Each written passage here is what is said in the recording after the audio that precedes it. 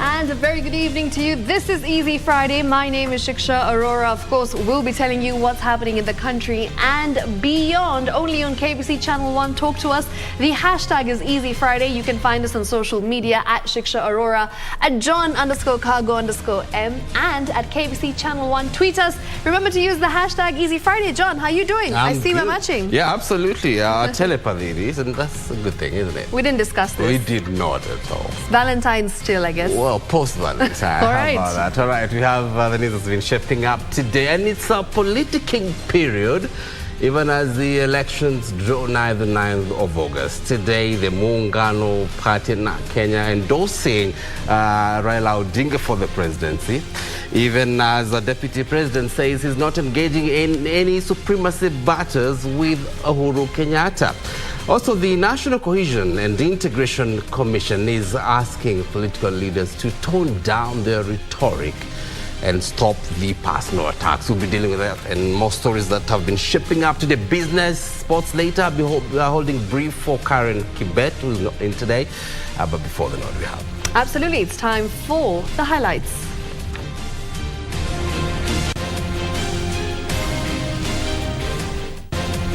Taking a stand.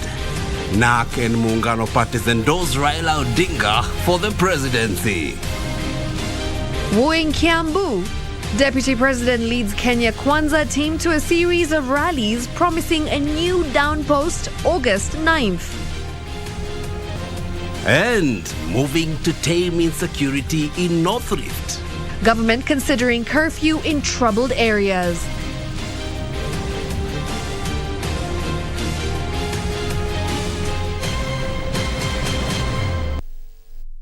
All right, kickstarting the bulletin right here on hashtag Easy Friday. Remember, you can talk to us. And of course, our sign language interpreter is Susan Thuku. Now, the first story tonight, where the National Rainbow Coalition and Muungano parties have officially endorsed Raila Odinga as their preferred presidential candidate. Now, the two parties, which led a joint National Delegates Convention at the Bomas of Kenya house today, said they will rally their members behind the ODM leader's quest to succeed President Uhuru Kenyatta. The Azimio la Umoja campaign has once again edged closer to firming up support for Raila Odinga's quest for presidency.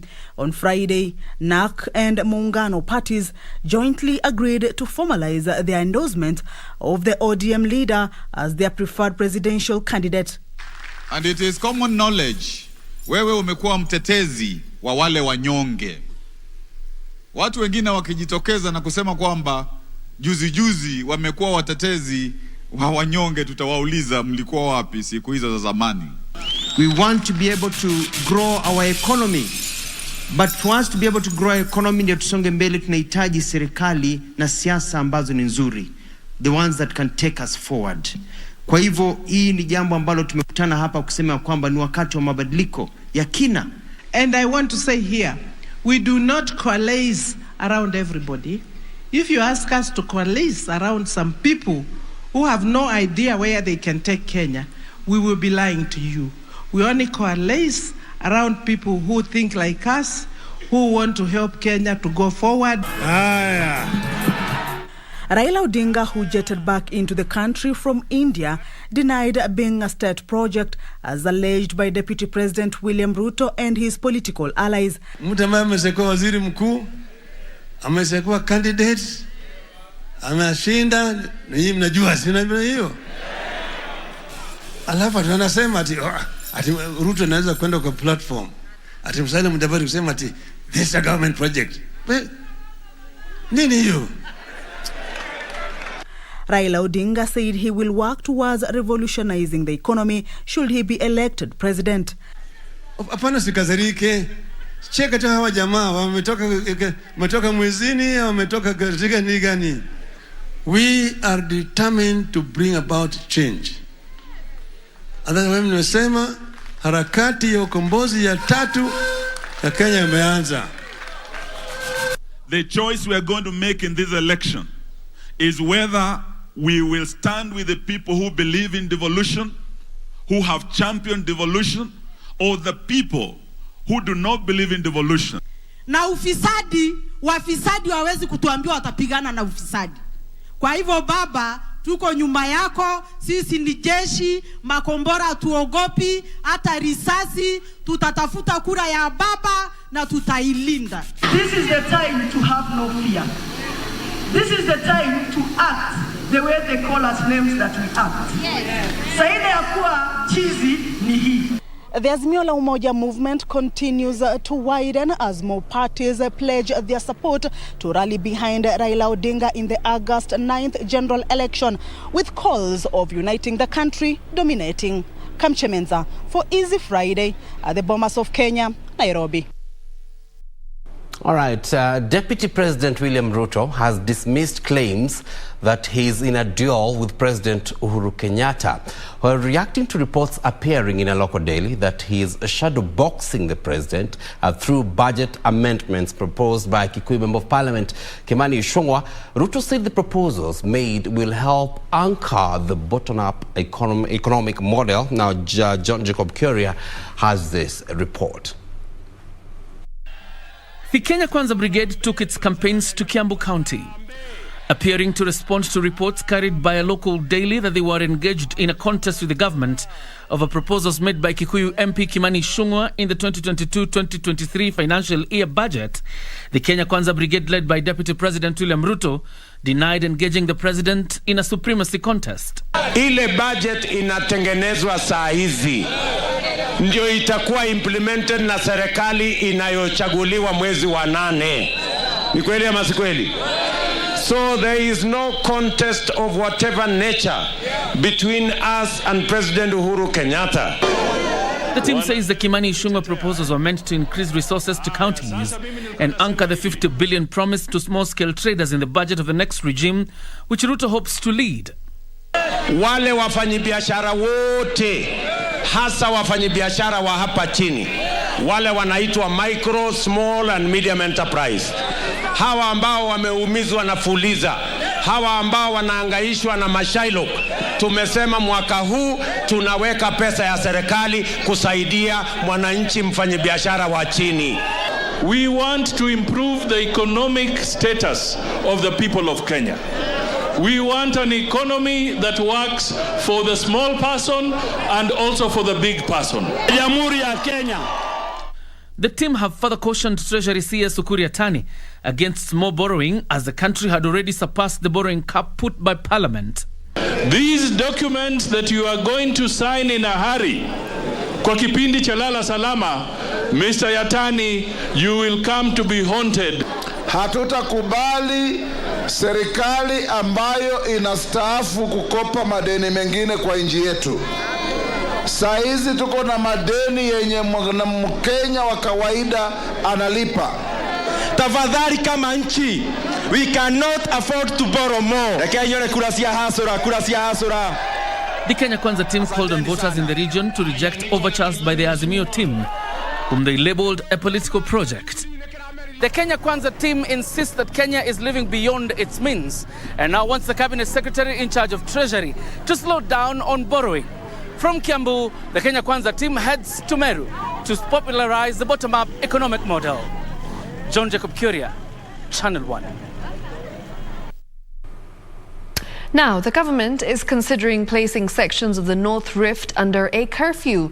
This follows a series of banditry attacks in the region. Speaking during the issuance of security padlocks for national exams at Lower Kabete in Nairobi, Cabinet Secretary for Interior Dr. Fred Matiang'i assured those sitting for national exams in insecure-prone regions that adequate measures have been put in place to guarantee their safety. Take a look. North Rift region has experienced recurrent cases of banditry attacks in the recent past, with residents being forced to move from their homes, children and women bearing the brunt of the crisis. Only yesterday evening, bandits sprayed bullets to a bus ferrying students and teachers who are left nursing various injuries. Hata chana, vichana walilala msituni, sisi tulilala msituni, hakuna hata kukula chakula, na asubuhi tukaamukia, tukaona area ni wanyama wameenda. Baada ya wiki mbili nitazunguka na tuone ya kwamba tuangalie kama tumefanya kazi kwa kiwango gani. Hadi wazazi kazi imefanyika. Watoto wanakuja shule trekking 15 kilometers kuja shule kwa sababu wamehama makwao. The situation has seen candidates in the region calling on the government to assure them of their security ahead of the national examinations that begins next month. Hata jana tulisikia marisasi, tulikuwa shule tukasikia marisasi, hatusome vizuri kwa shule, so tunaomba serikali atusaidie. Mercy Loting, a candidate at Kapturo Primary School, is worried following frequent attacks in the area, saying she is worried that the situation will affect her performance. Ningependa kuambia serikali watusaidie, watupatie ili tukae kama wale wengine ambao wako mashule saa hizi. Walimu wako lakini ni kufundisha tu ile ya wasiwasi. Speaking today at Lower Kabete, CS for Interior Fred Matiang'i moved to reassure students of their security, saying the government is considering placing sections of North Rift under curfew. We are going to apply a new level of force and fire to wipe out that organization, because it's no longer a matter of cattle rustling, because what cattle were in that bus that they attacked, whether our kids are in Nairobi or in Nakuru or in Kisii or wherever they are, no school buses are supposed to be on the road beyond 6:30 in the evening, period. Ruth Wamboi for Easy Friday. All right, now the National Cohesion and Integration Commission, that's the NCIC, has called on the political class to desist from making utterances that may plunge the country into chaos. NCIC says the leaders must conduct themselves with decorum in the run-up to the general election and use political rallies to strictly sell their agenda and not incite the public. National Cohesion and Integration Commission has completed mapping out political violence hotspots in the country ahead of next year's August 9 polls. According to the Commission, 23 counties have been identified as conflict zones, among them Kisumu, Uasin Gishu, and Nakuru, among others. Counties that are likely to witness, likely, not must, likely to witness election-related violence. As a result of this, NCIC has mapped 23 counties which have been identified as conflict likely hotspot. While noting that all the identified hotspots are cosmopolitan in nature, The Commission has embarked on sensitization programs to inform residents in the region on the need for peaceful coexistence before, during and after elections. We reached also 662 persons, among these 300 being aspiring political leaders, those who are going to be looking for posts in the next coming general elections. We reached out to them and trained them on these areas of doing things, ask for leadership in a peaceful manner. NCIC Chair Reverend Samuel Kobia called on politicians to preach peace and avoid inciting Kenyans to violence. Our observation is that a little earlier on, there was an attempt to deal with the issues, and of course there were promises, etc. But of late, we have seen politicians going personal. This is very dangerous, and it should not be allowed. We want to encourage politicians to stay with the issues, with the ideologies, etc., but not to go personal.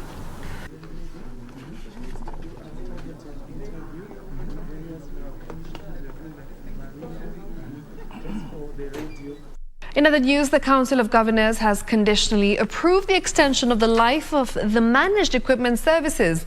Now, the county bosses say they want to be involved in the negotiation of terms of service and budget to address issues such as equity and value for money. Governors are demanding greater say in the multi-billion shilling managed equipment services scheme if it is to be renewed for another 3 years. The county bosses have proposed the formation of a joint team to negotiate and determine the 3-year contract extension, as well as agree on the composition of the contract implementation committees. In considering the three options, the council acknowledges the impact the equipment has had on health service delivery to the people of Kenya and resolved to extend the contract for additional 3 years on the following conditions. 1, that the Council of Governors and Ministry of Health to jointly appoint a multidisciplinary negotiating team that will determine the 3-year contract extension. There had been concern that counties were not getting value for money under the contentious scheme. A number of counties have been unable to use the medical equipment despite paying millions of shillings for it. That the Council of Governors and Ministry of Health shall review and consider modalities to compensate counties whose equipment were not delivered but fully paid for. We also note that there are counties that received the equipment but for diverse reasons could not be able to use them. These shall be considered during negotiations while extending the contract. Counties are paying in excess of 100 million shillings each per year for the managed equipment services. That the Council of Governors and the Ministry of Health to review the budget to address equity concerns. Individual county government payments should be commensurate to the equipment received, not a common fee paid by all. Timothy Kipnosu for Easy Friday. All right, then now the Kenya Forest Service has received a forest restoration equipment from Food and Agriculture Organization, and that's FAO, as part of the organization's participation to conserve over 91,000 hectares of Kirisia forest. Speaking during the handover ceremony, the service chief conservator Julius Kamau hailed the ongoing partnership with FAO, saying it has yielded results in forest conservation. Kirisia Forest, Samburu County. Over 91,000 hectares of green cover and vital water tower for the residents of this county. In December of 2019, locals voluntarily shifted from this forest, giving way for natural regeneration and complemented efforts by the service to reclaim the encroached woodland. Kenya Forest Service has received forest restoration equipment from the Food and Agriculture Organization to boost these efforts. KFS Chief Conservator Julius Kamau held the gesture, noting that this will boost conservation efforts. The project will continue supporting the issues of opening for roads, because without proper access, then you cannot deal with the issue of security and even management. We are also going to have ranger houses, because again we need to provide good environment for our ranger and enforcement officers who do great work. Beyond that, as Kenya Forest Service, we want to make Kirisia Rirogi Forest as a center of excellence, one of the model forest stations, especially in the arid and semi-arid areas. That will be a key impetus for Kenya Forest Service to be able now to take control of the Madhyo Ranges and the Doto and the Nyiro and put another other strong instruments and of management to help us to do so. His sentiments echoed by Samburu West Member of Parliament Naisola Lesuda, who promised Kamau of the support of the political leadership in the area in complementing the service's desired 10% forest cover. When I was also elected, I said we have to support the program, and we have to do it for ourselves and also for other generations, so that we can protect our forest, kwa sababu haisaidii nyinyi peke yenu, haswa ni sisi. When we started this conversation, about 30% of this forest cover was actually encroached and was dilapidated or degraded, if you may call it. Now we could be so happy to say that this situation is being reversed, and very fast. The Chief Conservator also inspected nature-based enterprises by forest adjacent communities that have spurred economic growth for the communities. The joint partnership between the service and FAO hopes to restore 100 hectares of degraded forest land in areas of Naramat, Nalapunye and Karo Forest. Despite the significant efforts made by the joint partnership between the Kenya Forest Service and the relevant stakeholders, Chief Conservator of Forest Julius Kamau says that more still needs to be done to ensure that the dignity of this forest is protected and conserved for not just this generation, but the future generations as well. Yusufar reporting for Easy Friday from Samburu County. All right, you want to go first? No, go ahead. Ladies first, all right. But we have the spotlight coming up. You'll tell us about that in a bit. We're taking the first break for the evening. Many thanks indeed for choosing us to inform you tonight. A big one today. He goes by the name KM, Kagwe Mungai. Absolutely. So we've got Kagwe Mungai later on. He'll be coming in. We'll also be talking to him about his journey in the industry. And he will be performing his new single, that's Safi Safi with Mviri the Storyteller, for the very first time. All right. Right here on KBC Channel 1. Also, they're both here tonight? No, just Kagwe. Or just it's a collaboration with absolutely. That's a good one, Ability. It might make me stick around a little longer. Well, I'd love to watch the dance moves, Kago. Right, cool. Be back in a moment.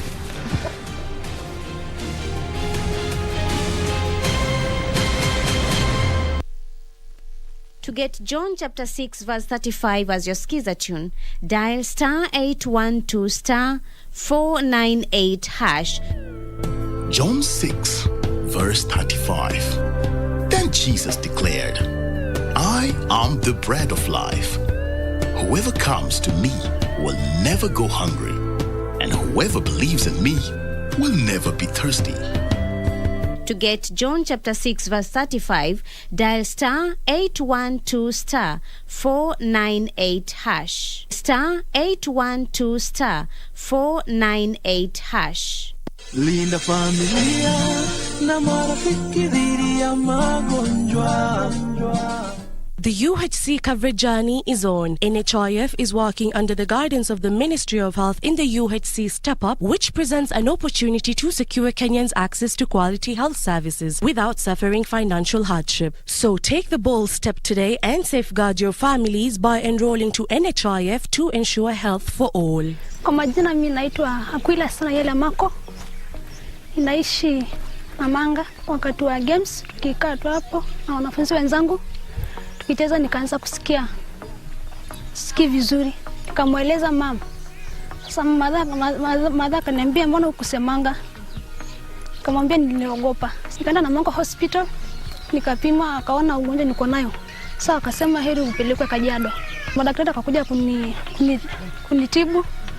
Akasema Manda akasema akaniambia utaenda kwa surgery. Walisema iko na growth. Nilienda kushughulikia hadi akaenda kutafuta NCIC, mama tu anakuanga nayo, lakini ugonjwa mwenye nilitibiwa hiyo kadi ilinisaidia sana. Hiyo kama tungekuwa nayo, sijui tungetoka hapo lini. Ningependa kuambia serikali waendelee kutuletea hiyo kadi ya NCIC kwa maana inatusaidia sana. Kila mtu ajitahidi na ajikaze kisabuni ili waweze kudhibitisha na wao wapate hiyo NCIC. Ndio waweze na mtu akigonjeka juu siku yako kugonjeka na wao upate hiyo kadi, ndio ukipelekwa hospital uweze kutibiwa. Linda familia na marafiki dhidi ya magonjwa. Kagwe Mungai. He wears many hats. He is a well-established Afropop singer, a songwriter with hits such as Mbogi ya Madenge,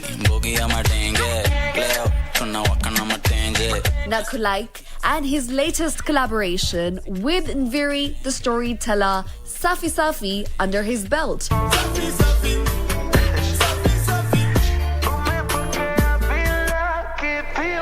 Shiksha Arora, only on KBC Channel 1.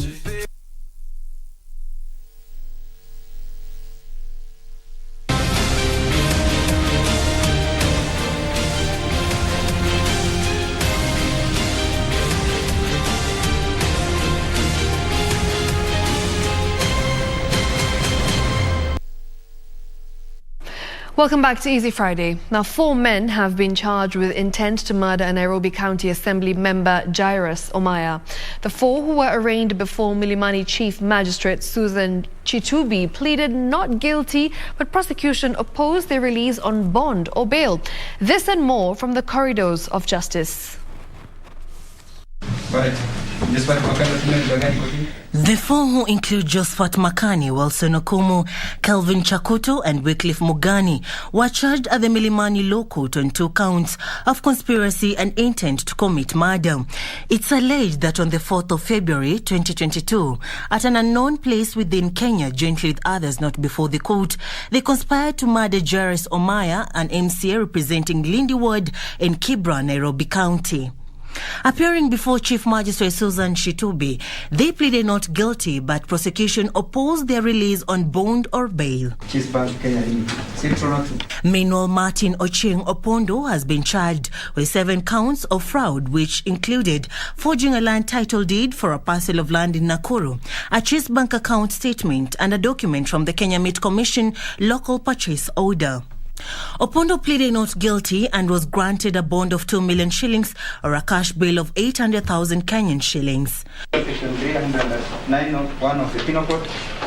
Finally, a police officer, Evans Kemboi, has been charged with assault. It's alleged that on the night of 25th September 2020 at Jogo Road Police Station, he assaulted and injured Nixon Kiruta Gitao and damaged his vehicle side mirrors.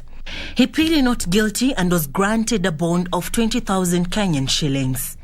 Serafina Robi for Easy Friday. All right, and a quick update on the COVID situation in the country, where the country's COVID-19 positivity rate stands at 0.5% following the confirmation of 26 new COVID-19 infections out of 5,679 samples tested in the last 24 hours.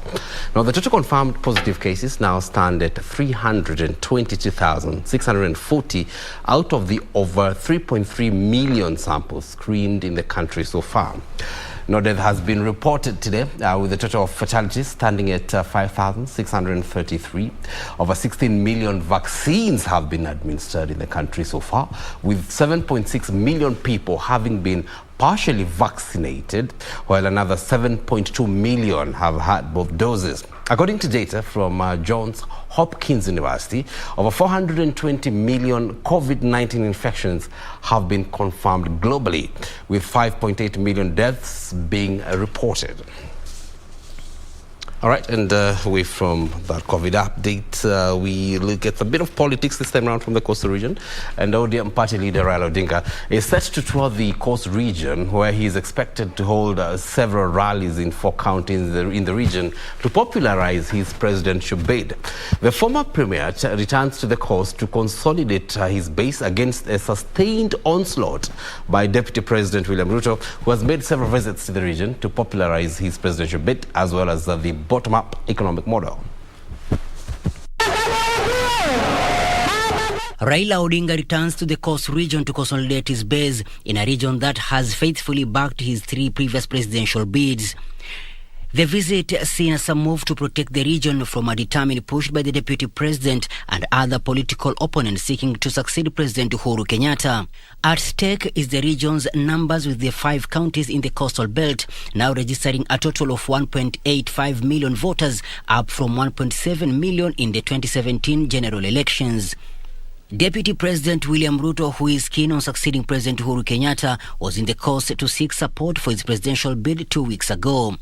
Raila Odinga will from tomorrow hold rallies in the region, starting from Kilifi County, then Mombasa on Sunday, Kwale on Monday, before winding up his vote hunt tour on Tuesday in Taita Taveta County. Today, ODM politicians from Mombasa County inspected Tononoka grounds, the venue of the rally on Sunday. Addressing the media at the venue, the leaders urged Mombasa County residents to turn up in large numbers. Hapa kwa sababu ya mkutano wa Jumapili wa Azimio ambao utafanyika hapa Kongowea, hapa Tononoka. Tunaomba wakazi wote, na kama kawaida wao watakuja kwa wingi. Sisi tunaomba watu wote ambao watakuja hapa kama aspirant watambue ya kwamba mkutano huu ni mkutano wa Raila Amolo Odinga. Kwa hiyo watu waeke tofauti zao kando. Jukwaa siku ya Jumapili ni la kuuza sera za Raila Amolo Odinga na sio jambo lingine lolote. Kwa hivyo nimewaomba wabunge na wale ambao wanagombania viti watakaopata nafasi ya kuzungumza waje na heshima zao na wazungumze na wafuasi wao. Pia na wafuasi waje na heshima, maana sisi sote ni wanaazimio. We are well prepared. Tumefanya mikutano ya Azimio in the absence of Baba, in support of Baba. Very large rallies before. Tumeweza kuifanya in Likoni, tukafanya nyingine katika Mvita grounds.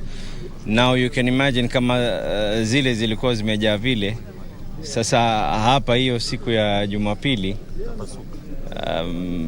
watu wakuje mapema. The leaders led by Saido Abdallah, Mombasa branch chair Mohamed D. Hamis, and Mvita member of parliament Honorable Abdul Samad Sharif Nasir urged ODM leaders to put aside their differences and exercise decorum on the day of the rally.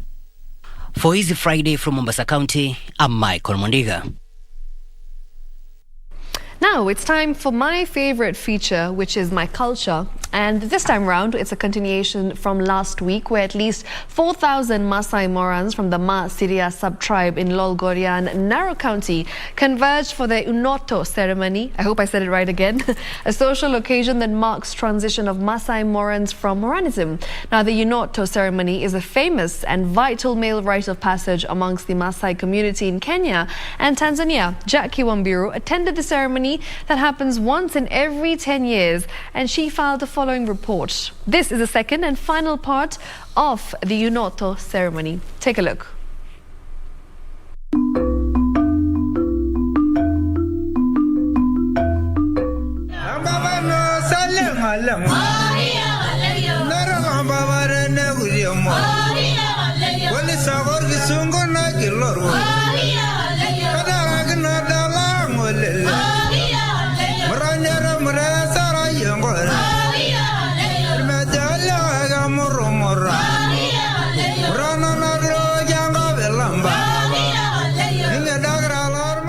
Dawn comes with an entourage of 2 formations of the Maasai Morans.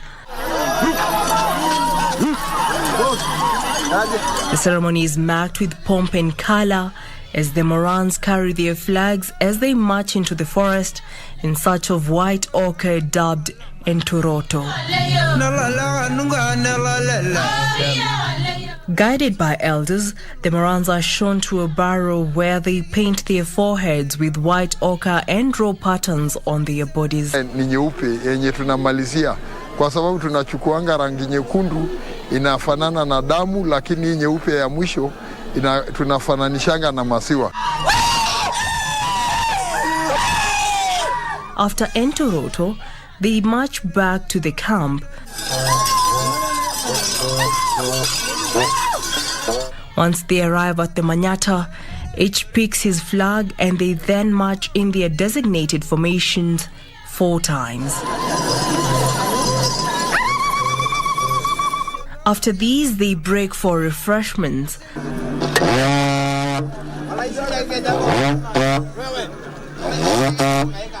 A horn is then blown to recall the Morans to the Manyata, where the men considered to be sacred are presented to them. Later, the sacred man marched to the Osenkira.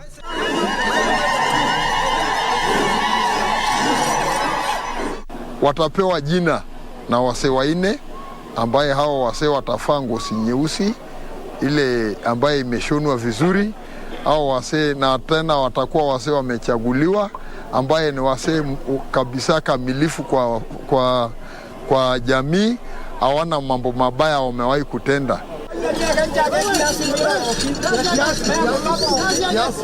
Later on, the Morans and elders converged to select the first 25 Morans, 5 from each clan who will undergo shaving at dusk, in addition to Olotuno, Oloburu, Olaiguanani, who is the chief of the age set, and one other, a cumulative number of 25 Morans. Rangi itunafananisha na maziwa nyeupe kwa siku mbili, ambaye hiyo ni rangi kuna mchanga ingine tunatoanga tu ambaye inakuanga nyeupe, ikiwekwa inakuwa kama chokaa ama rangi nyeupe, ndio kusudi watu wasimaliziwe sherehe yao na kitu nyekundu. Kwa hiyo rangi nyeupe vijana watanyolewa jioni, ambaye watakuwa 29 wenye watafanyisha wengine kimila ya ndume ya kupewa jina. After the selection, elders congregate and perform a few rituals to prepare the Morans for the final step. Hiyo ngozi yote itakatwa na kila kijana atapata kapisi sehemu kidogo ya hiyo ndume. Pia hiyo ndume ndio itatolewa roho, ndio inapakwa vijana uso, ndio inaonyesha kwamba ni rika moja. Hiyo ni kama kiapo sasa ya kuonyesha hawa ni rika. It is the golden moment for the warriors. The mood is somber and tense as they await the vital part of the ceremony, shaving of their hair. To commence the ceremony, the age-set leaders approach their clan manyatas and sit on the cow hides as displayed and spread on the ground. Adorned in ceremonial Maasai traditional attire, the women prepare to start shaving the Morans by pouring milk on the wooden stool with a new razor blade on standby. After much anticipation, shaving starts as milk is poured on the head of the Moran and razor blades are used to cut off locks of hair.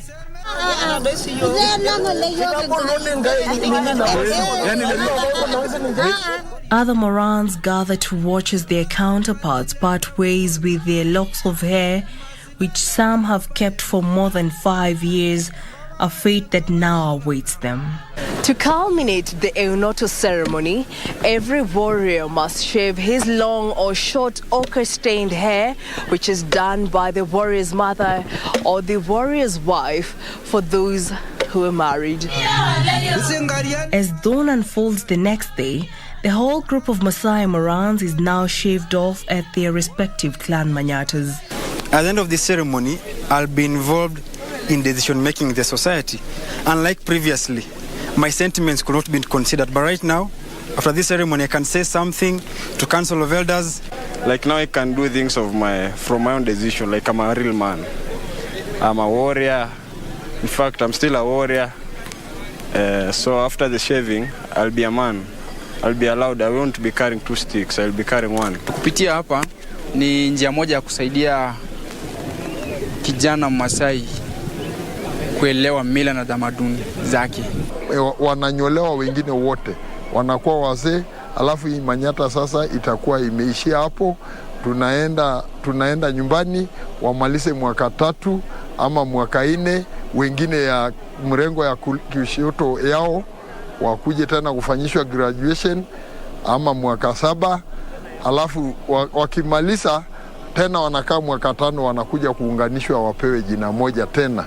The clean-shaven Morans spend the night in the forest before dispersing off to their homes the following day to embrace their new chapter of adulthood in their lives. Ile watu wawili mwenye alikuwa anaongoza laini ama hiyo mrengo ya hii laini ya odd number, ndiye anatakiwa afanyishwe kimila ingine ya kwenda kupewa maziwa nyumbani na wasee, ambaye ni kimila inafanyiwa, na baada atanyolewa mara ya pili na atafalishwa hiyo ngozi nyeusi. Akishamaliza mwingine tena huyo wake ambaye yeye ndiye alikuwa partner yake, alikuwa anaongoza hizo namba, anafanyishwa hiyo kimila. Alafu wote wanarudi kwenda kufanya hiyo kimila ni kama ubatizo fulani ya kutoa kwa ile urani, kusafisha ile mambo yote ya moralism, kuingia sasa kwa elderhood. The Eunoto traditional rite of passage to Inkiramad age set is now complete, and they are now at liberty to marry, engage in the decision-making process in the community, among others. Reporting for Legends Edition, I'm Jackie Wambiru.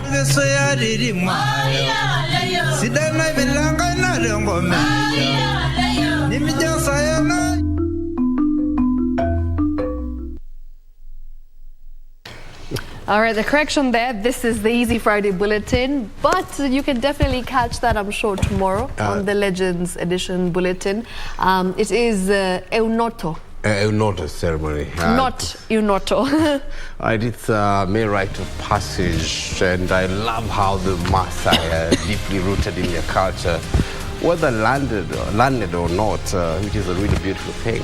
Catch my culture every Friday, right here on Easy Friday. That's it. Time to shift gears now. Absolutely. We've got Betty up next with business news. Don't go too far.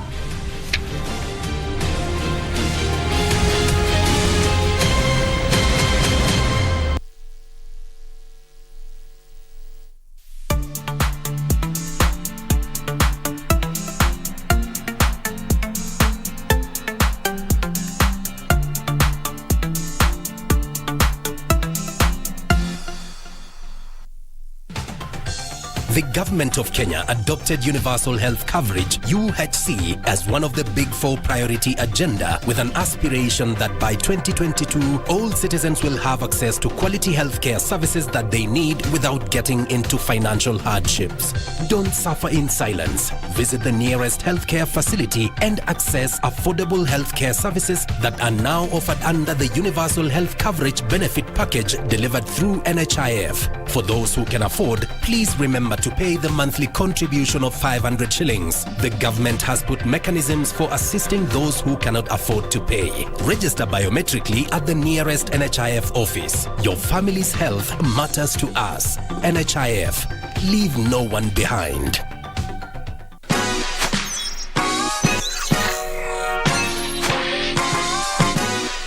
Nabonga na watoi kujua mambo za online, pia na create time wafanye vitu offline. Chungeni gadgets na sites wana use, msiwache strangers wapate chance kuabuse.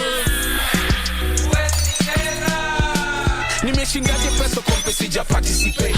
Unadai info yangu na ikwe private say. Identity yangu haupati hautumi. Kitu zangu ni zangu na bado nitazishikilia. Una post story ati ni real news. Mimi sikuamini mpaka nione sasa hizo views. Una text online to me tunanifeel. Staki jokes mimi nitakureport for real.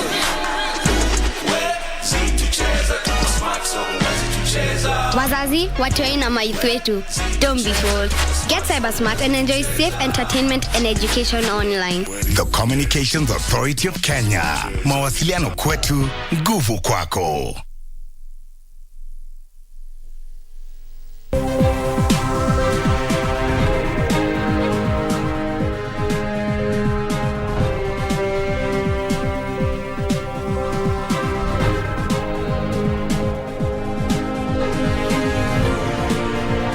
A very good evening to you. Thank you very much for keeping it easy Friday. Time now to do the business. My name is Betty Kiptum.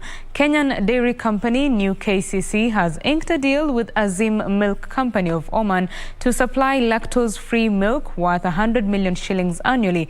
The Kenya Export Promotion and Branding Agency chairperson, Jaswinda Bedi, says there is high untapped export potential for Kenyan products in the Gulf Cooperation Council region, such as cut flowers, textile and leather products, meat and meat products, as well as fishery products. Arab Emirates is Kenya's fourth largest trading partner globally and the top export destination in the Middle East. We have a agri-economy, agri-based economy. Agribusiness is big. So that is the reason yesterday we looked at floriculture as a big opportunity because the flower export to the UAE are very small. We only do 6% of what they're importing. Kenya, which is one of the major exporters of fresh-cut flowers across the world, is keen on growing exports to the Gulf Cooperation Council that comprises of countries such as Bahrain, Iraq, Kuwait, Oman, Qatar, Saudi Arabia and the United Arab Emirates by leveraging on the ongoing Dubai Expo. We're looking at meat as another sector, we're looking at horticulture as another sector. So by and large, our core competence and strength, and if you see tea, tea is a $1.4 billion export for us, number one export. But a lot of it is just coming in as Majani Chai, just value addition is actually done here in Dubai. Azim Milk Company of Oman and New KCC have sealed a deal that will see Kenya exporting lactose-free milk to Oman for at least 5 years, earning the country at least 100 million shillings annually. Kenya is optimistic that more deals would be sealed during the 6-month Expo 2020 Dubai that runs until the end of next month. I would want all our visitors and those who are watching us to appreciate that Kenya has a lot to offer in terms of our agricultural produce, in terms of our manufacturing potential and logistical hub, in terms of our tourist destinations, and also the culture of warm Kenyan people. The Kenya Week celebrations were aimed at increasing global awareness on existing trade, tourism and investment opportunities in Kenya, such as cut flowers, textile and leather products, meat and meat products and fishery products. So far, over 200,000 persons have visited the Kenya Pavilion since 1st October 2021. Regina Manyara reporting for Easy Friday. That is definitely good news for dairy farmers. Well, for the banking sector, not so much. Fewer Kenyans are trooping to the banking halls for services, spelling more doom for the conventional banking model. According to the latest banking survey by the Kenya Bankers Association, 6 of 10 bank customers made their transactions remotely. The number of Kenyans with multiple bank accounts has also dropped from 77% to 62% in the last year. The dawn of mobile phone and online banking in the last 10 years has boosted the number of Kenyans with access to financial services. However, the rise in mobile banking and online transaction has come with unintended consequences: the slow death of conventional banking.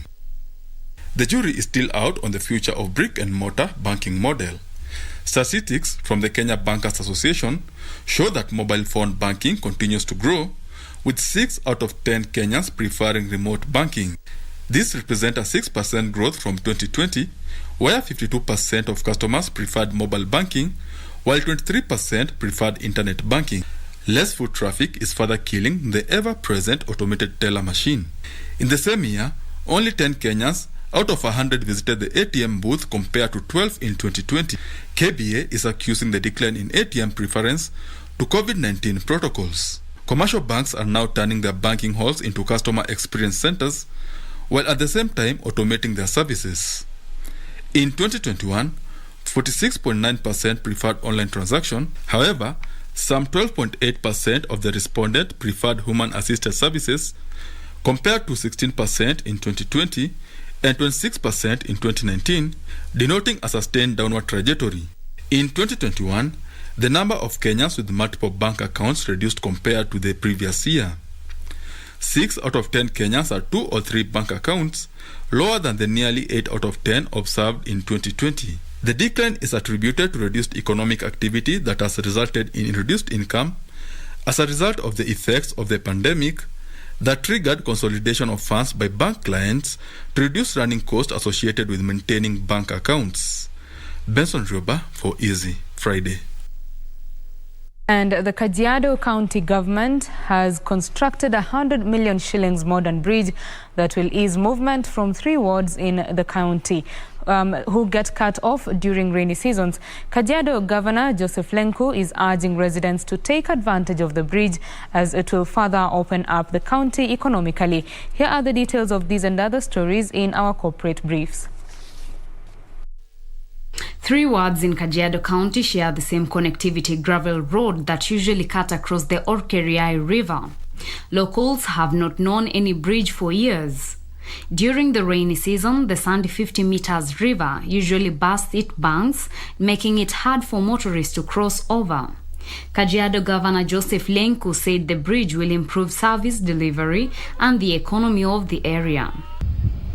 Mnajua sehemu hii ni sehemu ya kilimo haswa ya nyanya na vitunguu ama njia ya irrigation, na watu wengi wanafaidika na hiyo maneno ya kilimo, na wamekuwa wakipata shida kubwa sana kwa sababu ya usafiri kutoka ng'ambo ya mto ule na kuja sehemu hii ambayo ndio barabara iko na ndio inaelekea sokoni. Hii daraja ni njia moja ya kuhakikisha kwamba wananchi wetu uchumi yao imeboreka na biashara yao ya kilimo inasonga mbele. And in Laikipia, small and medium enterprises in Laikipia County whose businesses were affected by the COVID-19 disruptions will get soft loans and training on using technology to secure markets from the German government. Under the terms of the loan, the county government will subsidize 5% of the interest, while traders will shoulder 7.5%. Loan is because of the adverse effect of COVID-19. Which has slowed down businesses, or even others have closed shop. What we now need, we need to push for them to start again, and also to restock whatever they lost during the COVID-19. The main aim for that, we want to reduce the interest payable from 12.5% to 7.5%. The government will pay 5%, and the individual applicant or the individual trader will pay 7.5%. Finally, farmers will access agriculture information on their mobile phones courtesy of an initiative by Norwegian fertilizer company Yara, aimed at increasing consumer education and extension services at the grassroots level. Mpango ambao tumezindua hapa Yara tukishirikiana na wenzetu kutoka kampuni zingine za mbegu kama vile Pana na Pioneer, pamoja na wenzetu kutoka Sidco na Bayer, ni mpango ambao unakusudia kumletea mkulima nafuu. Kwa hivyo mkulima ataweza kupata nafuu kwa kupata ile discount akija dukani kununua hizi pembejeo.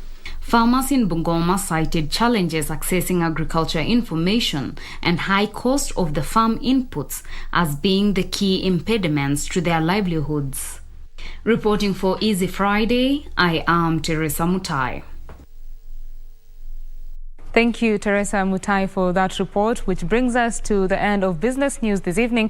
But of course, Easy Friday continues. Sports news is coming up next with John Kago. My name is Betty Kiptum. Do have yourself a lovely night. Take a quick break now.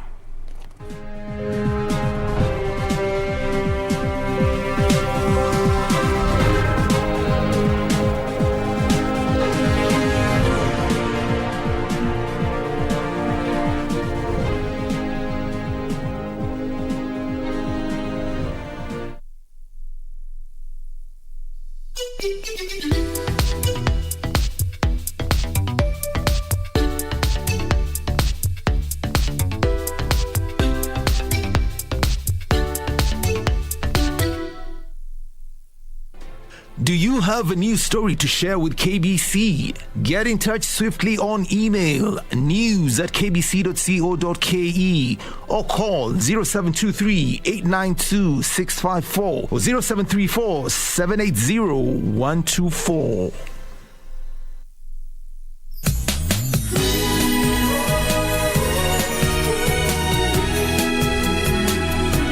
Just wait for me in the restaurant, okay? Oh. Aren't you afraid she's gonna catch us? What are we gonna do? Oh my. I'm so sorry. I'll go take care of it ASAP and come back as early as I can, okay? All women believe their husbands are loyal to them. They just won't admit it, even if there's proof. I wonder what makes you trust him so much. A lady asked us to dry clean it immediately. She told us to send it to 2622. I saw him talking with another woman. They were picking out wedding rings.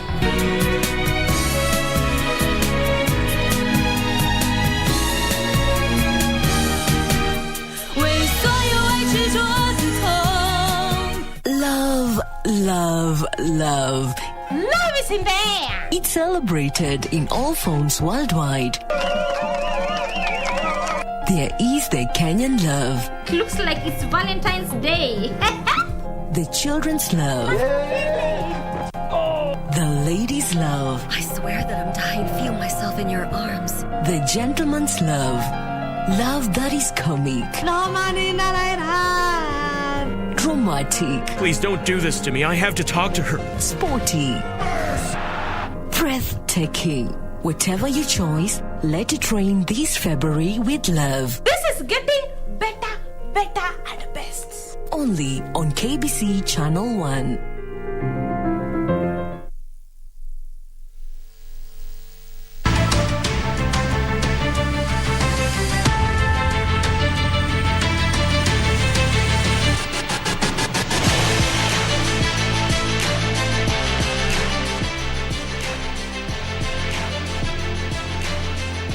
All right, and it's time for us to speak sports. Magical Kenya Open Tournament Director Patrick Obath has called on golf enthusiasts to turn up in large numbers to support Team Kenya.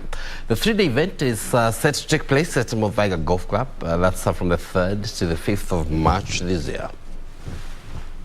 Speaking during the presentation of the 56 million sponsorship from Absa Bank, Magical Kenya Open Tournament Director Patrick Obath said that the supporters will play an integral role in motivating the Kenyan team. The number of national invites who are not members of the European Tour is limited to 8. In fact, it is normally 6. So the number, we've actually had an increase by the European Tour to increase it to 8. And already, so that is already a concession they've given us. I don't think we'll get any more than that number. His sentiments were echoed by Absa Managing Director Jeremy Awor, who added that the tournament will showcase the standards of the golf in Kenya. This is not just a pure golfing event.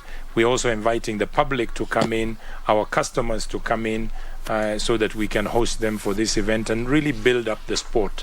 And then we have another few announcements that you'll hear later in the week, where we're talking about the things we can do in the environment. The 3-day event is set to take place at Muthaiga Golf Club from the 3rd to the 5th of March this year, where Kenya will be represented by 8 players.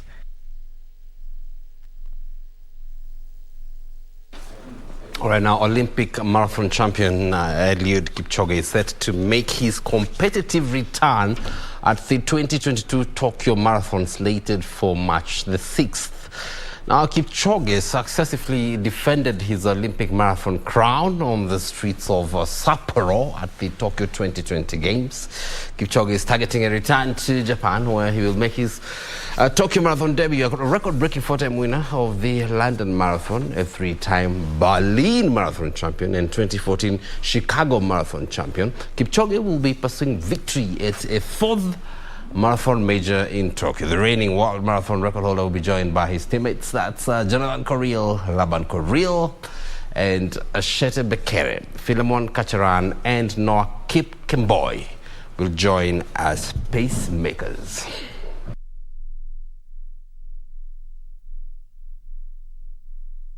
Right now, the penultimate round of the league phase of Kenya Cup 2021-2022 is slated for Saturday. That's tomorrow as heavyweights scramble for top spots.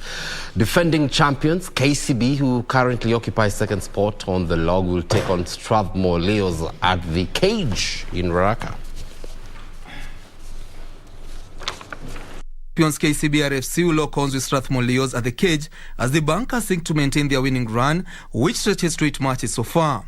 On the other hand, Strathmore Leos will be looking forward to pull a surprise after their recent display against Kabra Sugar. Currently, KCB are second placed on the log, having garnered 40 points in the last 9 matches, while Strathmore Leos are sitting 4th with 29 points and have also secured a place in the semi-finals. I don't think the semi-finals is secured yet because the league is still on. Yes, 2 big games coming up this weekend, Strathmore Leos and finally Kabaras. We want to get maximum points so that we can go into the league on a high. The slots, we still have to fight for a better slot. If we win all the games with the bonus point, we might be top and have a home final. Away in Kakamega, there will be a doubleheader as Masinde Muliro University takes on Mwamba in an early kickoff, while leaders Kabras will face Homeboys. In other fixtures, Kenya Harlequins will take on Top Fry, Non-Scripts will be up against Impala, while Menengai Oilers will face Black Blood. All right, now let's pick boxing, and James Kasongo of Prison's A boxing team advanced to the semi-finals after humbling Agola Odondi of Meru in the light middle division as the National Novice Boxing Championship entered day 2 at Charter Hall here in the city.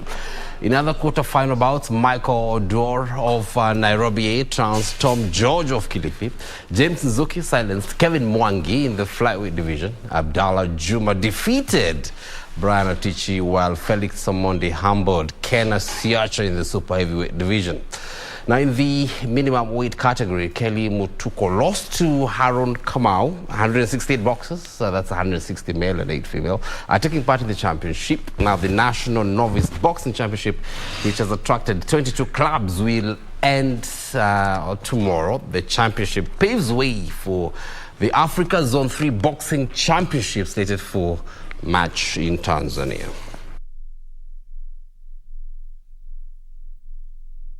And Eileen Ju became the first freestyle skier to win Olympic medals in the 3 different events after winning halfpipe final. China's 18-year Ju won with 95.25 to add to her big air gold and slopestyle silver. She made history in the Winter Olympics after she became the first youngest gold medalist in freestyle skiing, and also won Olympic medals in 3 different events. Defending champion Casey Sharp won silver, while Rachel Carker bagged bronze.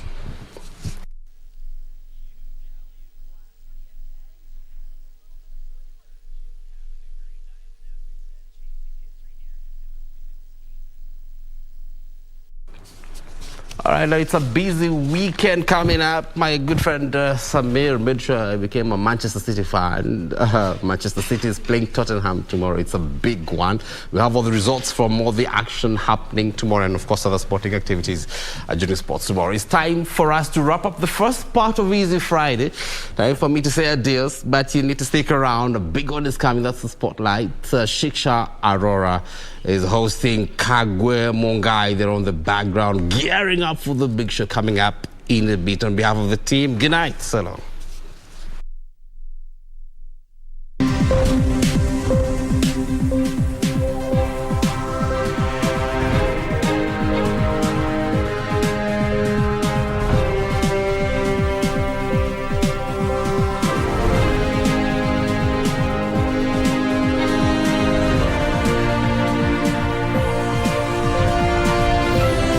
All right, we've got the one and only Kagwe Mungai in studio. This is Easy Friday. I am Shiksha Arora, and if you want to ask me anything, you know, in fact, if you want to ask him anything, get them in. The hashtag is Easy Friday on Twitter, at Shiksha Arora, at Kagwe Mungai, at KBC Channel 1. Talk to us, tell us where you're watching from, and we will definitely be giving you a shout out later on. But for now, ladies and gentlemen, it's time for the heartthrob. And let me tell you a funny story. I've been bugging him for the past 3 months just so that he comes on the show, and he goes to me, sorry, I'm not doing any interviews for 2021. And then as soon as 2022 struck, I shot my shot because I had to. So ladies, don't be afraid to shoot your shot. It will pay off. 3 months later, he's right here. Yeah, you know, the proof is in the pudding. Absolutely. There. Yeah, it's great to see you. Hi, Shiksha. Lovely to see you. Congratulations on your... I'm glad I'm finally here. Yes. And also, to add on to what you were saying, this is also the first TV interview I've done in over like a year and a half, maybe close to 2. Really? And okay. I wanted it to be with you. That makes me feel special, yeah, so it's absolutely. okay. This means a lot to me too. You are forgiven for keeping me waiting. But yes, congratulations on your new release. Thank you. Safi Safi. Thank you so much. I love it. Asante sana. It's a song that I listen to every time I'm in the shower. Yeah. Imagine, on repeat. You know, I'm that kind of a person who once I get addicted to a song, that's it. It's on repeat on my playlist. Non-stop. Yeah, non-stop. So Safi Safi is, I think, such a tune. Not when you're cleaning, you don't clean dishes. No, as well. maybe because the name is Safi Safi. Yeah. So even in the shower, I'm just like everything kusafisha clean. kabisa. Everything. Yeah. Absolutely. You come to work, safisha everything. Yes, safisha. Yeah. We have to. Some must clean. So let me ask you. I saw that you have been cooking this song since 2020. Yeah. And now finally in 2022 is when we get to hear it. Yeah. Why did it take so long? You know, to be honest, I'd made the beat in like 2019. Wow. And I put it up on my Instagram, just kind of like jokes, yeah. you know, and I was just like, it was a play on humor and yes. also music as yes. well. And so I was like, oh, imagine if you hear this Safi Safi song as you're yeah. cleaning the house. Yeah. what would a producer do, you know, right. hearing that song, and then like kind of did the thing. And then I kind of just put it out there like to the internet and asked my fans and the people who, you know, are watching, who would you like to see me collab on this track with? Oh. And a lot of different names were thrown in the hat. Okay. But as soon as I saw Viri's name, I was just like, oh yeah, that makes so much sense. It does. It makes so much sense. So I got him, invited him over to my house, had my little studio set up in the yeah. house. So he came through, we had a nice good time. And then we recorded it, and then the song sat for like 2 years. Wow. One, because of pandemic, yes, right? of course. And I think at the time, everyone was kind of just trying to figure out what happens next. What do we do? What's the new normal? I mean, we're all stuck at home and all that kind of thing. And I had projects going on, he had projects going on, and so the timing was just, again, like our timing. You know, it wasn't the right time yes. yet, but eventually we found the right time. And that was this year. Amazing. Yeah. Absolutely amazing. We do know that you are an award-winning producer. We know that, you know, you engineer your own music, you write your own songs, and you're also a fantastic singer. So let me ask you a question. Which of these three gives you the most thrill? Like, what do you love most as Kagwe Mungai? I mean, I don't know if it's a cop-out to say, or if I'm just being cheap by saying it's not. I don't have a favorite. They all give me something unique. Yeah. Right. So, for example, performing live, yes. there is no adrenaline high like it. There's nothing that can come close. It's an incredible feeling just to interact with the crowd and feed off their energy and just move with that entire energy. It's nothing like I've ever experienced. Right. So that's on its own, nothing can touch that. But the process of making something from scratch, you know, just like playing with a drum that just doom doom doom doom to like Safi Safi Safi Safi is an incredible like process. Right. I really like the journey, and for me it's kind of like life, you know, go through the journey, enjoy the journey, and it's therapeutic for me. I don't really produce with a lot of people in the room, so I'm always by myself because like it's therapy for me, and I have such a great time by myself. Doing it. I look like a child, honestly, a lot of the time. Yeah, that's amazing. That's absolutely amazing. Speaking of drums, I do know that you started off, you know, your journey in the industry by playing the drums. I don't know if many people know that, but I did my research. I know that you play the drums really well. So are you planning on doing that anytime soon in future, maybe? Perhaps. The one that I've been wanting to pick up, because I used to play a lot of instruments. Yes. When you go and study music at uni, they expect you to be like this virtuoso type of person. Maestro. You have to play like 17 instruments, and so I was definitely one of like the lowest in my class entering. You know? And so I played drums, sax, and piano. Wow. But sax, I'm really excited to pick up again. Okay. It's one of my New Year's resolutions. Nice. So you might be on a stage, if you come to a stage and find Kagwe Mungai on stage and he whips out a sax. Yeah. Just know it's be going ready down. for the surprise. It's going down. It's going down. Your ovaries will just melt. Speaking of which, you know, I read something very interesting on the internet, and I was just like, this is Kagwe. Oh boy. This has to be Kagwe. Oh boy. So Kagwe said that, you know, he will not pay dowry, right? And he wants dowry to be paid for him. But actually, to be honest, the Indian culture is the same. Right? Right. Yeah. So why though? I know this was me trying to get in, you know, like this was me letting into the community. Then y'all know, like, you know, if y'all got some Bugattis or some Ferraris, you want to give my mom. I'm the prize. Exactly. Absolutely. Exactly. Are you single, by the way? No, I mean, to be very fair. Look at him. He's just like sweeping through. He's flying through that question. It's okay. I'll get you after. No, I have nothing to hide. Okay. I'm an open book. But to that question, because I do get that question often. A lot. And people think that, you know, who does this guy think he is? Yeah. First of all, I think I'm amazing. Yeah. Secondly, my mom is really, really, really amazing. Yeah. And so I was just like, joking and saying that, she deserves all the Bugattis and all of the things sweet. because, she made this. Yeah. So,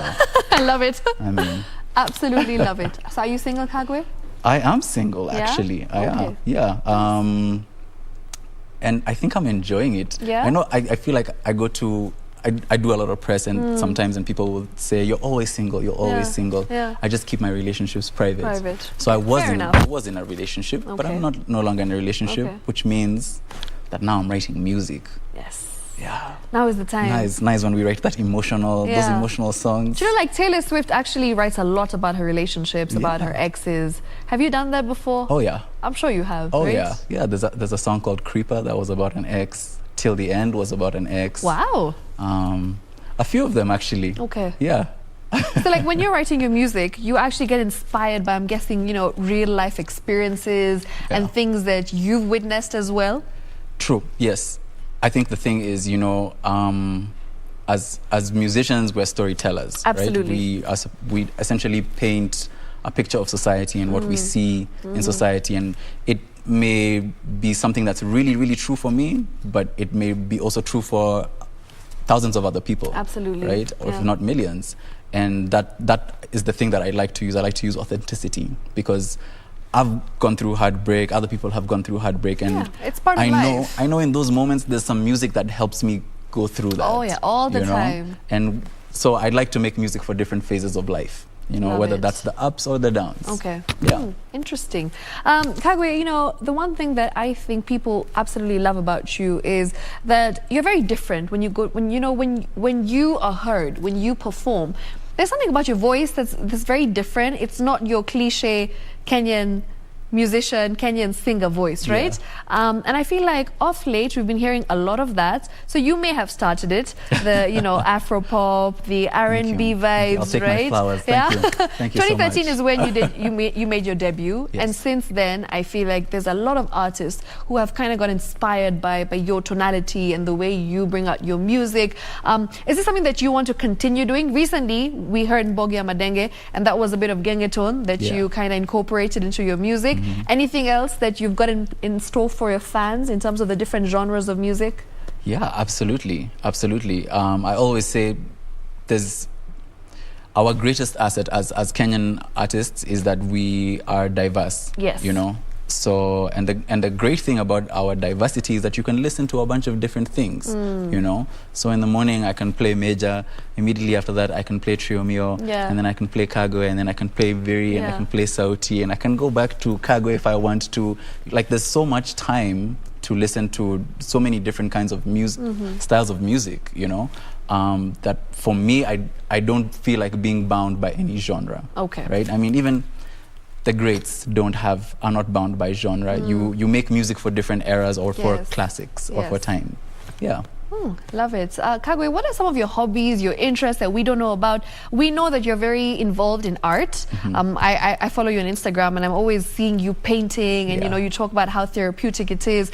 Are you the next Picasso? Oh, the next, they used to call him Kagwe, and then they couldn't pronounce it properly back in those days, before we were liberated and all of that. No, I mean, I've always loved art. I've always loved painting. I was actually deciding when I was going to uni, it was either going to be an art degree or a music degree. Okay. Yeah, and I chose music, obviously. And here we are today. Here we are. But I've managed to, bring back my passions to life. We have a really cool event called Booze and Brushes at OB, and it's something that we developed over, early COVID. Yeah, during the pandemic, I remember. That's how it started off. Yeah, we just wanted something that would be fun to do with friends. And I was at home, I'd be painting, and then I'd invite a friend over, and we'd chill and paint, and then more friends would want to come through, and we're like, okay, we definitely can't have like a house party like this because obviously COVID. So we decided, when restaurants are open up, let's go back into restaurants and do some painting and some sipping and having a good time. Having a good time indeed. Kagwe, the one thing I think artists of today, I feel, need to really, really get accustomed to is this whole social media fame. Because as we know, an artist nowadays without social media it's very hard for them to survive in the industry because there's TikTok and there's Instagram and, you know, you should promote your music, you should be able to dance and you need to be able to do a whole bunch of things. I've seen you on TikTok as well.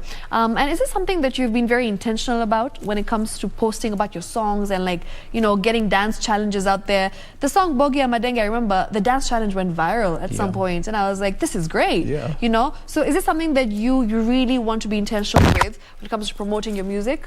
Absolutely, absolutely. I mean, the thing is, when we sit down and we craft all of these things, there's a lot of planning that goes into releases, and so we'll not only just like play the music for different DJs and different people with like different ears, that, you know, to give us feedback, but we'll also play it for people that, because the music is never, it wasn't just meant for me, it's meant for others, and if there's any way to do that is by collaborating. Amazing. Kagwe, what's your plan for the next few years? I know, I'm sure you get asked this question a lot, but is there really something that, you know, you want to do that you haven't done in these few years? You mentioned that you want to play the saxophone and you want to get back to it. Anything else that you really want to do? I'm excited about a lot. This year is actually a really exciting year. So there's a bunch of different things that have come out. Safi Safi is now out. We've recently done a really cool commercial with Stanchat. And it's leading up to even more things from about April. I'm going to be on tour. So exciting! All over the country. I'm going to be coming to different places, wherever you are. Holla at me in the comments. Let me know. We'll come through. But we're very, very excited for that. It's gonna be quite a big tour. We have a lot of guest artists as well coming through from city to city. And then obviously an album. Nice. Yeah, there's an album in the works that's actually a really like incredible album. It used to be called The Incredible, and then that word wasn't enough anymore. So now we're trying to come up on with Twitter. Your name's The Incredible. Right. So is that something to do with that? So initially that was the plan. The name was going to be The Incredible, the album, right? And that was like around early pandemic times. But now the name is changing a little bit. It's changing. It's still very incredible. it's just changing a little bit. So also, I want to skydive. I want to skydive too.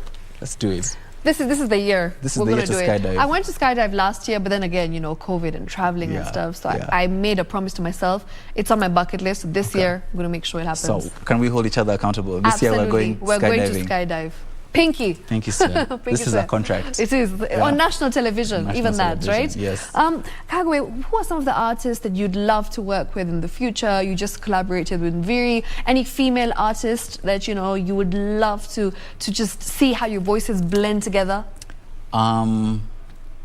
I've worked with a few of the ones that I really enjoy. Like I really enjoyed working with Xenia. That was such an amazing track. She's such a great artist, a really, really great artist. I've made a lot of music with Karun, but we've never like made music together as artists. You know, I've written for Karun, I've produced for Karun, especially in the early days. But we haven't made music together, and she's definitely one of my favorite singers, like, ever. Wow. Yeah. Obviously, my squad, Mayonde, Fena, and DQ, those are my people for life. And so, like, we'll always keep making music together. Amazing. So that's kind of be coming out. But I also really like some of, like, the new rappers as well. People are like Mandy. Mandy's really dope. Saru I just had her, like, a few weeks ago. She's incredible. Yeah, Saru is very dope. Steph the rapper too, you know, there's a lot of really dope female acts, and I'm, you know, as I say in my song, and I like girls, all them type of girls. So I mean, I'm ready to work. You're ready. I'm ready. This is the year to work. Yeah. To make things happen. Exactly. Okay, we're ready for it. Are you ready? Waiting. So ready. Okay. I want to be a dancer in one of your videos. You know, don't say these things on TV because I will call you. Okay, Shiksha. fine. I will call you. I'm ready. You're ready? As I said, this is the year to make things happen, right? Okay. Manifest. Done. Done. You know Deal. What? Done. Deal. Cool. Kagwe, you know, I'm sure things in terms of like your social media presence, your personality on social media, as what I see, is very similar to who you are in person, right? Are you an introvert? Are you an extrovert? I've always been curious to know, because I can't crack that. What would your guess I feel be? like you're in the middle. Yeah. You're an ambivert. Yeah. You're in the middle of being an introvert and an extrovert. So when you go out and you meet people, has there ever been a time when you're like, no, I don't want to speak to anybody. I want to be on my own in my little bubble? Yes, all the time. Okay. All the time. In fact, I felt like I had to create a persona, right, that would easily interact with people. Yeah. Because I mean, the truth is I make a lot of this music, like I said, by myself in a little room. Yes. And then we press upload and then we sit, right? Okay. And then weeks, days, months later, there's people that like know this song word for word or have been touched by a song in a certain way. And that interaction can be sometimes overwhelming, you know, just because the person is extremely passionate. And I appreciate that. And I don't ever want to be that artist that leaves a negative impression on one of my supporters, you know. And so I had to like create this persona in my mind. So when you go out and people come up to you and ask for selfies and so this guy go that just crazy. like you say what's up and he's just like, what's up? Take me out to dinner. You know? Right. So, speaking of overwhelming, I'm sure the DMs must be overwhelming. Do you reply to DMs, by the way? From time to time. Okay. Not all the time. How many DMs do you get in a day? I'm just curious. I don't know. Yeah, there's too many. I don't know. Yeah. I don't count. It's Okay. I feel like it's not good to count. But I mean, I appreciate it. I'm a terrible texter. Yeah. And so even replying to messages or DMs, I'm usually extremely terrible with that. My mom is always on just like, you're terrible, you'll never find a girlfriend. Yeah, because of my text back game. Yeah. Yeah. Who is your number one supporter? You've mentioned your mom a lot. Is it your mom? Is she always there rooting for you, telling you, Kagwe, I love your songs? For sure. I mean, like, she doesn't come for my shows. Okay. Because that gets a bit different. Yeah. You know, sometimes. Yeah. With the ladies. Yeah, people will throw all sorts of things from inside their body onto the stage. Okay. And I don't think you want to see your baby boy doing, you know, catching a bra. Yeah. Yeah. Okay. Yeah, but I mean, definitely also my team, for sure. There's so much that we've been through together, and these guys really ride for me. And yeah, they're incredible. I don't think I have a better support system. That's amazing. Yeah. You know, and the fact that when we meet, I mean, the way I've seen you interact with people, I just think you're so humble. And I love that about you. Oh, thanks. Yeah, I think you're very approachable. Good. Do people tell you that? No, people think that I'm actually just like, I'm going to just do the hair flip thing at them and be like, listen, security. I don't think so. I don't think so either. You have a very warm vibe. Yeah, I think if you get to know me, then maybe you might see it. But from far, it's just like, who does that guy think he is? Oh, really? Where is he standing all cute like that? I think it's just because of the way you look. Now, you can't help that, right? You know, it's not, what are you going to do? It's God. Yeah. It's not my fault, guys. I didn't choose this life. There's no ways that I would let you go without performing Safi Safi. So I think we must do that. But before we do that, you know, as we wrap up, anything you'd like to tell your fans, people who are watching, and just, you know, maybe give them a shout out. Yeah, no, absolutely. Thank you guys so much. This has been an incredible evening with Shiksha and the entire crew here. I'm really happy that this is my reintroduction back into TV. I haven't been here in a long time, but I'm glad that we got to finally do this. And thank you guys so much for watching and for supporting me and for supporting Shiksha. And make sure you go and check out the video Safi Safi if you haven't watched it on YouTube. It's banging. It's banging. And it's Friday, so this is the time for a banger. Loudly, volume. Ongeza volume. Kabisa. And you know what? It's time for you to ongeza volume, because we are going to be just, you know, listening to you and vibing with you. Yes. So let's do that. Kojax, are you ready? Always ready. So we go. Let's go.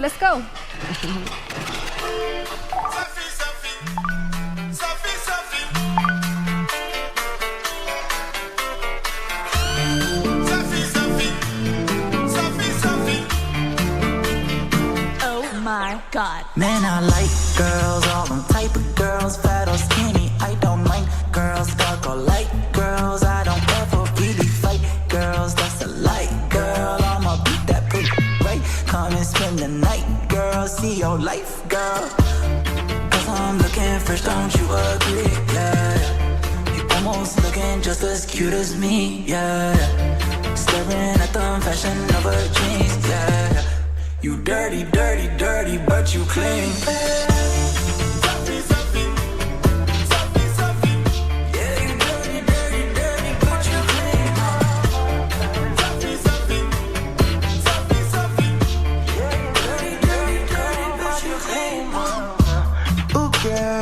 Think you're ready now. Me who already, me who big a shot. Rumors zimeshika, rumors zinashow.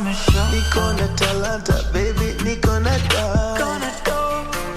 Ooh, have you been here before? Pleasure unayo bila kipimo.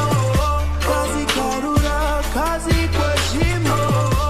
This time umekaribia kifo.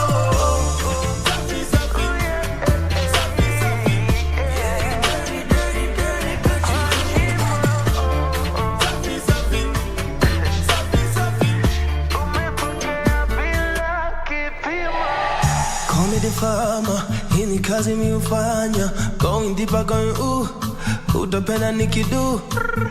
Call me the father, I'm out here making baby mamas. Na chapa hadi ina, I think I might just have to charge you. She's grinding, reverse and riding, berries lighting. She make it hotter than before, choking and biting, scratching and crying.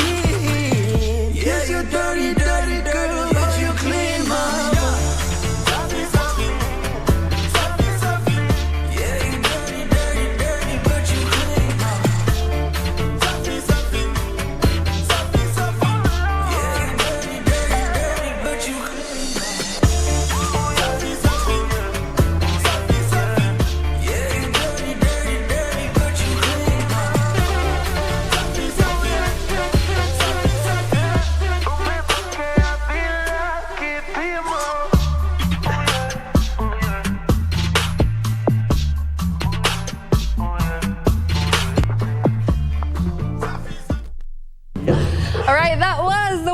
Kagwe Mungai right here live in studio. Thank you so much for tuning in. This has been Easy Friday. We'll do this again next week, same time, same place. Until then, good night, take care, enjoy the rest of your weekend. Shiksha Arora signing out. Safi Safi.